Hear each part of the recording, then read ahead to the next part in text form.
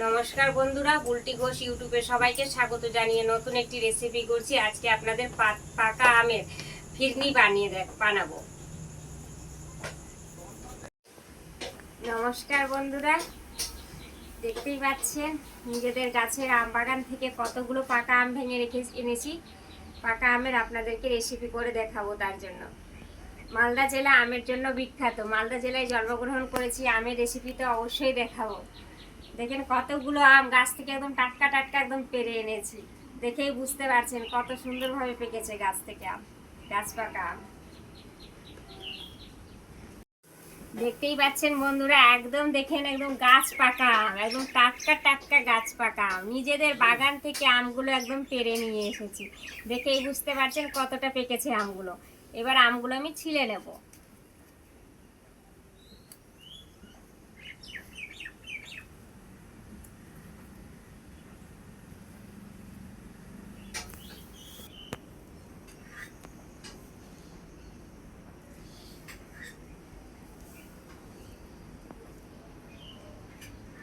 দেখেন বন্ধুরা, আমগুলো আমি ছিলে নিয়েছি, এবার রেখে দেবো।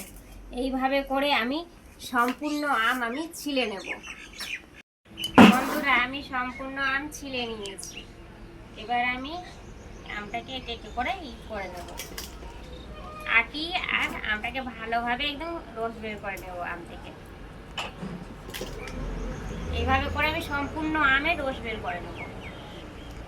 বন্ধুরা, সম্পূর্ণ আম আমি একেবারে গেড়ে নিয়েছি, ভালোভাবে করে নিয়েছি। পুরো আম একদম হয়ে গেছে, গাঢ়া হয়ে গেছে। এবার আমি ছেঁকে নেব, অল্প অল্প করে আম নিয়ে ছেঁকে নেব। এরকম ছাঁকনি নিয়েছি, এভাবে করে সম্পূর্ণ আমের কাঠ বের করে নেব। কাঠ আর আমের আঁশগুলো একদম আলাদা আলাদা হয়ে যাবে। সম্পূর্ণ আম আমি এভাবে ছেঁকে নেব। বন্ধুরা, দেখতেই পাচ্ছেন কত আমের আঁশগুলো বেরিয়েছে। এবার আমি একে ফেলে দেব। এই যে দেখতে পাচ্ছেন আমের কাঠ তৈরি হয়েছে, খুব সুন্দরভাবে আমের কাঠটা তৈরি করে নিয়েছি। বন্ধুরা, এই যে আমের কাঠটা আমি তৈরি করলাম, কিভাবে করলাম আপনাদের বলে দিই। এখন তো পাকা আম চলছে, একদম গাছ পাকা আম। গাছ পাকা আমকে ভালোভাবে ছিলে ওর থেকে পুরোটা রস বের করে নিলাম। রসটা বের করে ওর মধ্যে ছাঁকনিতে ছেঁকে নিলাম, ছেঁকে নিয়ে আঁশটা আলাদা করে দিলাম।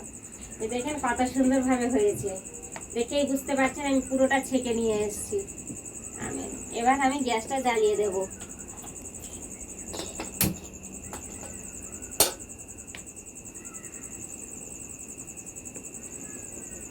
এই যে আমের কাপ দেখেন, দেখে বুঝতে পারছেন।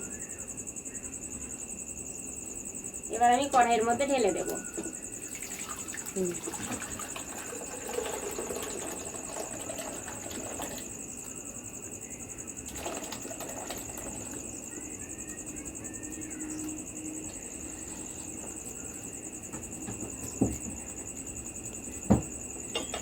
দেখেন বন্ধুরা, এটাকে আমি ভালোভাবে একদম ভালো করে ঘন করে নেব আমটাকে। আমের যে রসটা রয়েছে ভালো করে ঘন করে নেব। আমি পাকা আম বন্ধুরা, তার জন্য আমি চিনি দেব না। পাকা আম এমনিতেই গাছ পাকা আম মিষ্টি হয়, আপনারা চিনি দিতেও পারেন। আমি চিনি দিলাম না।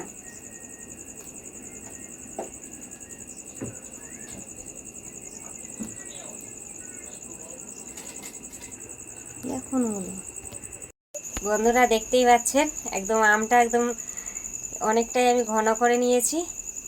আমের কাঠ আমার তৈরি হয়ে গেছে। এই পর্যায়ে আমি গ্যাসটা বন্ধ করে দেব।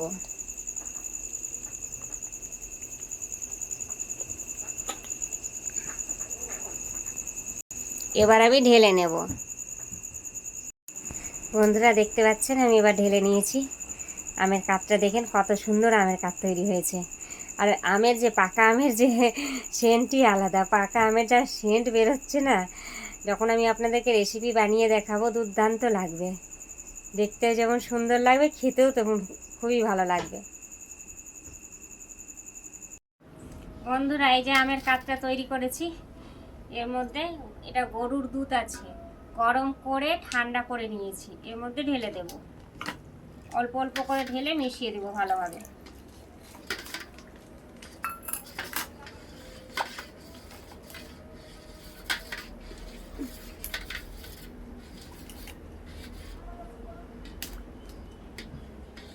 দেখতেই পাচ্ছেন একদম মিশে গেছে।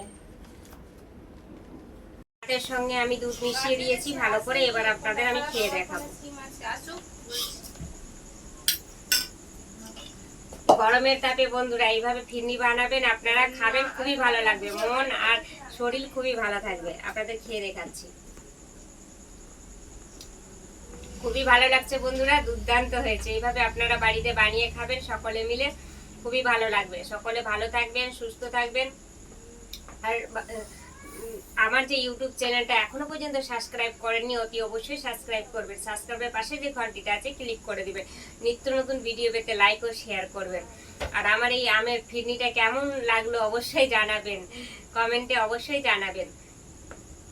আর বেশি বেশি করে শেয়ার করে দিবেন যাতে সকলের কাছে আমার ভিডিওটা পৌঁছে যায়। নমস্কার।